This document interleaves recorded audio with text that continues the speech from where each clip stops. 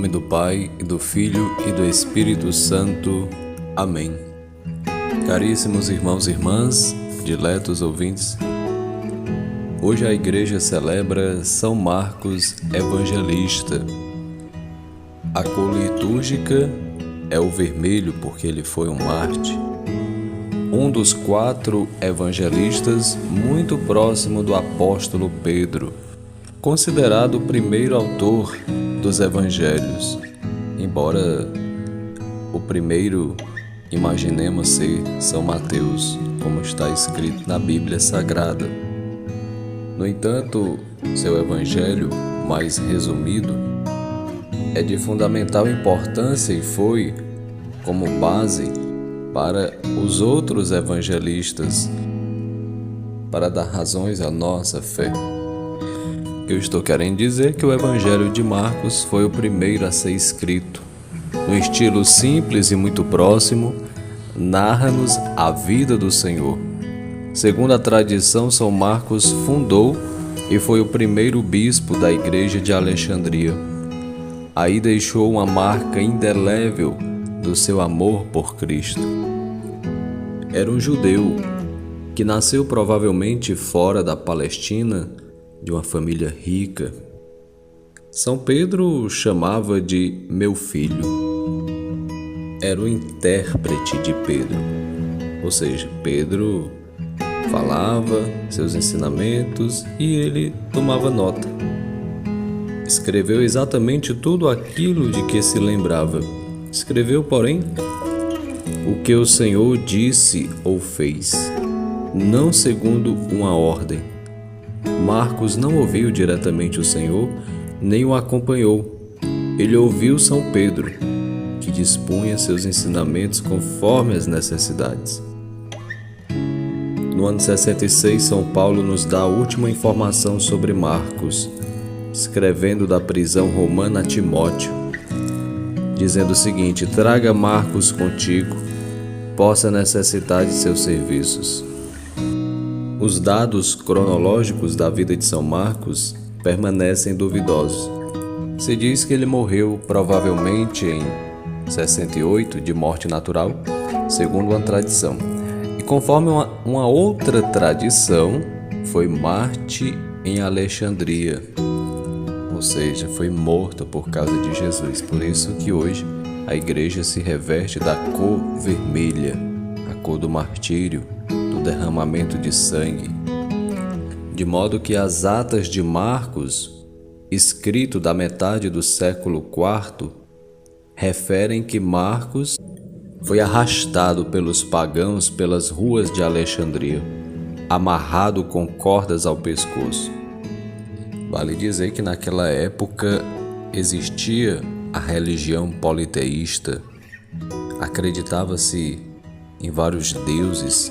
Os pagãos acreditavam assim, tinham suas crendices, seu modo de expressar uma fé, uma denominação religiosa, de tal modo que eles jogaram São Marcos ao cárcere, numa prisão, e ele sofreu o mesmo tormento atroz e sucumbiu. A venda de seu corpo por 2 comerciantes e mercadores de Veneza não passa de lenda. Porém, é graças a essa lenda que, de 976 a 1071, foi construída a estupenda Basílica Veneziana, dedicada ao autor do segundo Evangelho, onde atualmente está, nesse local, na Itália, em Veneza. Eu tive a oportunidade de ir até o local, mas aconteceu imprevisto, não foi possível eu ir até lá quando eu estive na Itália. Pois bem, este é o Evangelho que nós estamos meditando hoje. São Marcos, capítulo 16, versículo 15 a 20.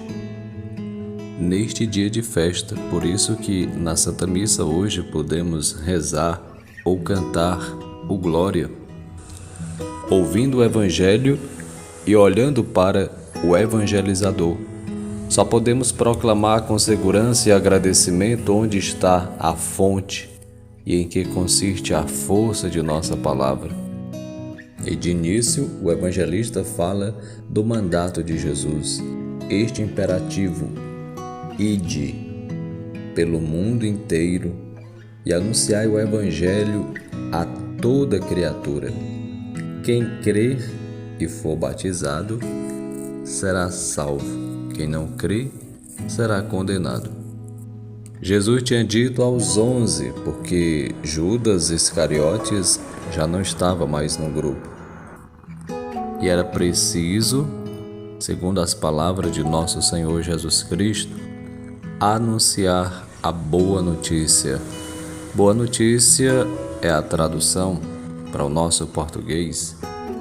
Evangelho significa boa notícia. Jesus ressuscitado, que continuaria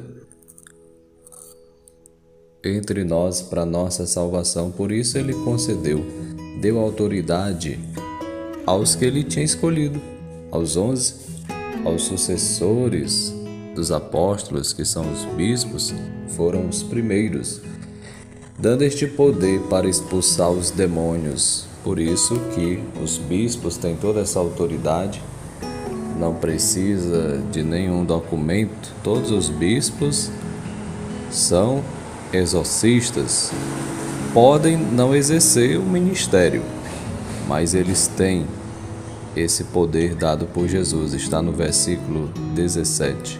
Hoje em dia existem os padres exorcistas, porque os bispos delegam, passam um documento por escrito, uma licença, para que eles possam exercer, em nome da igreja, em nome de Cristo, este mandato. Foi, digamos, hoje em dia regularizado, porque antes todos, se houvesse algum caso de possessão, enfim, eles poderiam. Mas no início houve muita confusão, então a igreja hoje regularizou, existem normas, documentos, né? Um leigo, por exemplo, não pode fazer exorcismo, pode rezar por libertação, por alguma pessoa, para que seja liberta, né, de certas opressões malignas, etc. Então o leigo, ele reza por libertação, mas ele não pode nem deve fazer exorcismo, né? É até perigoso se ele for de fato querer exercer tal missão. Mas esta missão Jesus deu aqui aos apóstolos, né? Então, para que pudesse exorcizar, para que pudesse curar os doentes. Então nós temos, como sacerdotes, esse poder. Embora nem todos são curados, né?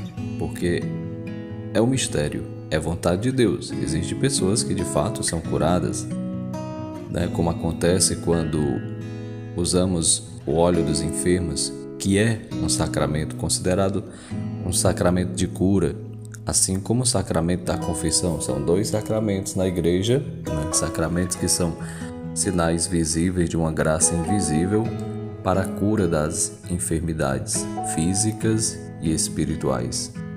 E de fato isto acontece em determinados casos, e vontade de Deus para que a pessoa de fato recupere a sua saúde. E naquela ocasião Jesus subiu ao céu,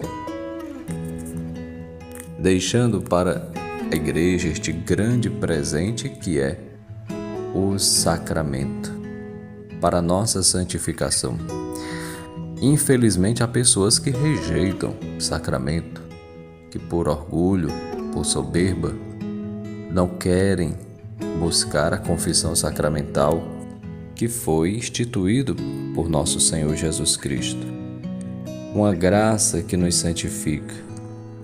Uma pessoa de fato que rejeita, por exemplo, o sacramento da confissão, em partes ela pode estar possessa de algum modo do demônio, inspirado não pela graça de Deus, Porque São Jerônimo já tinha nos ensinado e nos ensina através mesmo de sua mensagem quando diz: ignorar as Sagradas Escrituras é ignorar o próprio Cristo.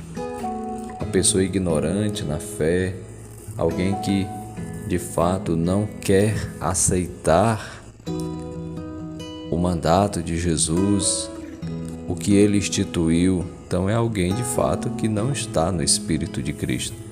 Por isso Jesus diz: existem os filhos das trevas, do diabo. E, infelizmente, católicos que não se confessam, que de fato rejeitam a palavra. É lamentável, porque do ponto de vista bíblico, muitos rejeitavam, mas eram aqueles que estavam fora, que não tinham aderido a nosso Senhor Jesus Cristo. Mas hoje há uma grande confusão de católicos não praticantes, daqueles que não vivem a sua fé.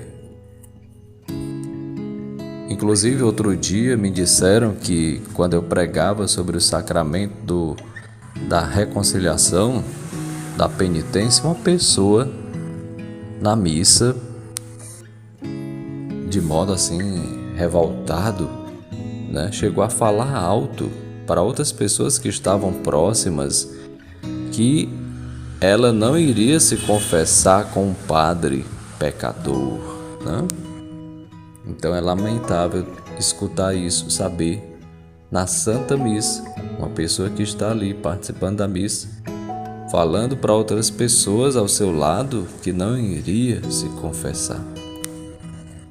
Então, de fato, é o que o demônio não quer, que a pessoa busque a conversão, a mudança de vida, o sacramento para se santificar. O demônio é revoltado contra o que vem de Deus.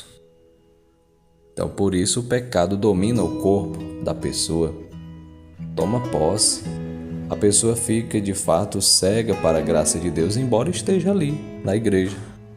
Isso não quer dizer nada.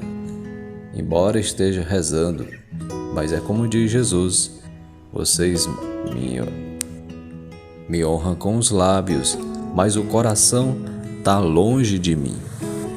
Então Jesus pediu os discípulos a nós para que realizássemos a evangelização, fôssemos anunciar a palavra de Deus.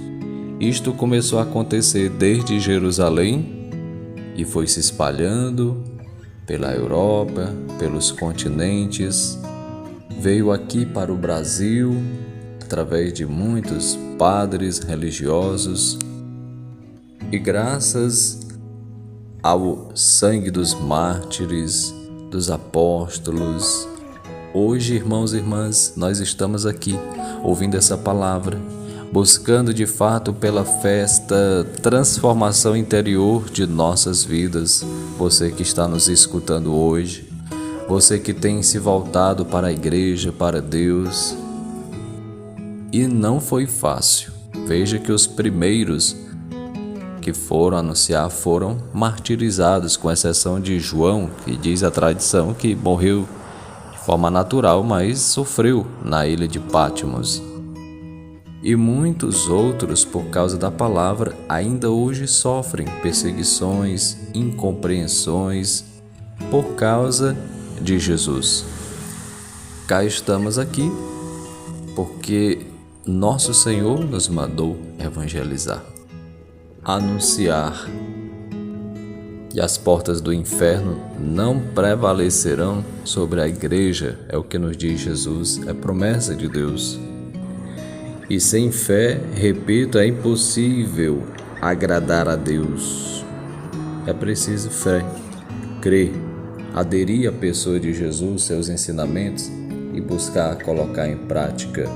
Caso contrário, muitos se perderão e irão para o inferno porque não acreditaram, rejeitaram, morreram sem o arrependimento sincero.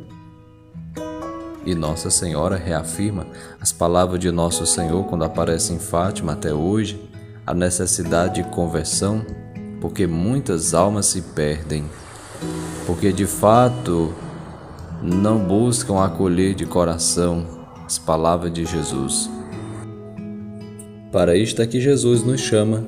Por isso a experiência de anunciar o Evangelho traz para nós a vivência dos milagres que Ele mesmo nos prometeu quando nos enviou para esta missão.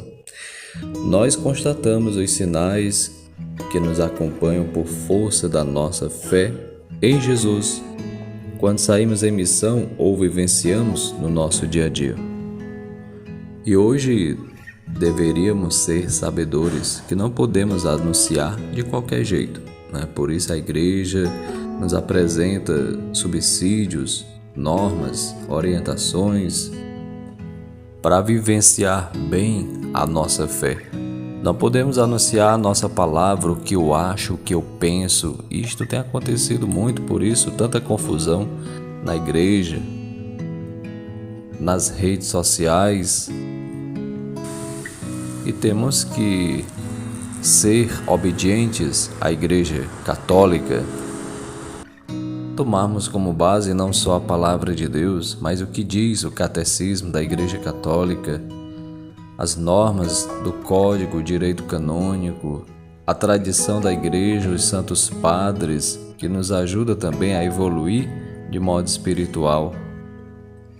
E os sinais vão acontecendo também na nossa vida, na vida daqueles que nós anunciamos Jesus, quando desafiamos as dificuldades, a doença, a morte, a tristeza com a esperança, com a alegria, com o poder de Cristo ressuscitado.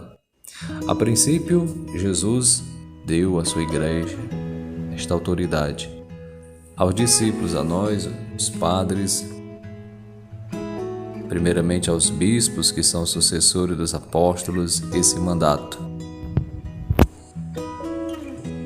Eu preciso ter o cuidado quando for anunciar de algum modo a palavra, o ensinamento, né?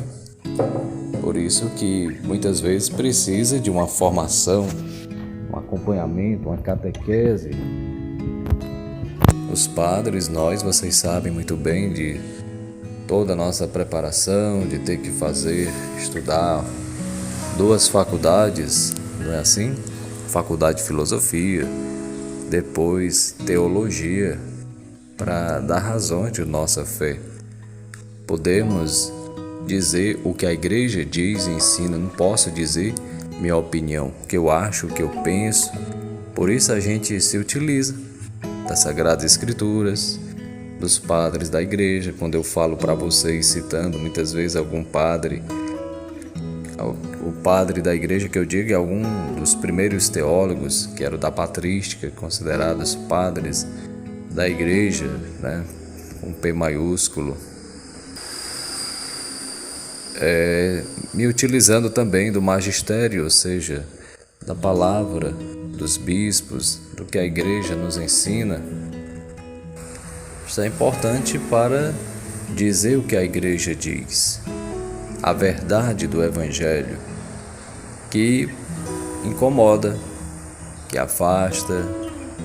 São palavras de fato que exigem de nós uma tomada de consciência e de posição frente às questões existenciais de nossa realidade.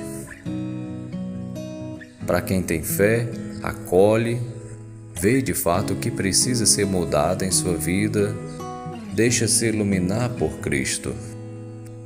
E a cada dia somos chamados a renovar os nossos compromissos batismais de cristãos e cristãs. Da mesma forma como seguidores e seguidoras de Cristo, somos convocados também a evangelizar no mundo todo e a todo mundo. Você no seu trabalho, como você tem testemunhado, tem praticado, tem sido insultado, zombada por causa de testemunhar sua fé? Você não pode ter medo. Você precisa anunciar, sobretudo com a sua vida, com seu testemunho, na sua casa, mesmo que incomode. Você não pode querer impor. Muitas pessoas querem impor, né? Querem dizer como deve ser. Não é assim. O Evangelho é uma proposta de vida. Somos sabedores que muitos vão acolher, outros não. Foi o que aconteceu também com a vida de Jesus.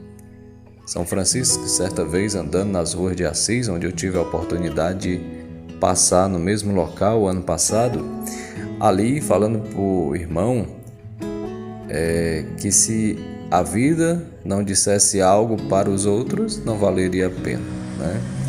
Porque o irmão ficou pensativo, porque os dois saíram para evangelizar, mas São Francisco não disse nada, né? O irmão ficou incomodado e disse: se a nossa vida, nosso testemunho não falar, que dirá nossas palavras, né? Serão vazias. Portanto, irmãos e irmãs, tenhamos fé. Acreditemos nas palavras de Jesus para que vejamos também os sinais que acompanham aqueles que creem. Embora saibamos que não devemos ser seguidores ou na tentativa de querer ver sinais, eles vão acontecer. Quantas pessoas se alegram por escutar a palavra? Quantos irmãos e irmãs, quando são curados, seja na sua enfermidade física ou espiritual, e recuperam esta saúde interior benéfica para o seu cotidiano? São sinais que vão aparecendo quando acontece de fato uma evangelização sincera. As pessoas são transformadas, são renovadas no espírito. E é Deus que vai agindo. Um planta, outro colhe, mas quem é Deus que faz agir em nossa vida. É um grande dom de Deus, um presente que Ele quer transmitir aos outros. A fé leva-nos sempre para fora de nós mesmos. Sair. A transmissão da fé. A fé deve ser transmitida, deve ser oferecida, especialmente com testemunho. E eu te pergunto, você tem, de algum modo, evangelizado? Você se sente comprometido com o Evangelho? Você tem percebido estes sinais na sua vida? Algo mudou? Você já usa nos seus relacionamentos a linguagem do amor? Qual é o maior veneno para a humanidade hoje? Porque Jesus diz que se os discípulos pegarem serpentes ou beberem algum veneno mortal, não lhes fará mal algum. O mal do mundo não nos atingirá. Quem como Deus, se estivermos na presença dele, buscando ser coerente com o Evangelho? Veja a vida de nosso pai São Bento quando quiseram envenená-lo. Na ocasião ele abençoou o cálice com vinho, porque era costume entre os monges naquela época, naquela ocasião, tomar uma taça de vinho. E em determinado momento, quando entregaram, ele abençoava os alimentos, a bebida, e quando ele abençoou, a taça se partiu. Então viu que ali os irmãos queriam fazer mal a ele. Por isso ele saiu daquele convento, que tinham inclusive chamado para ele ser o abade, o responsável, mas não foi possível continuar. Daí a importância de sermos sinais de bênção na vida das pessoas, de termos uma vida de oração, de intimidade com Deus, de participação na igreja que Jesus fundou. E hoje nós temos à nossa disposição a oportunidade de aprender e de crescer em nossa fé.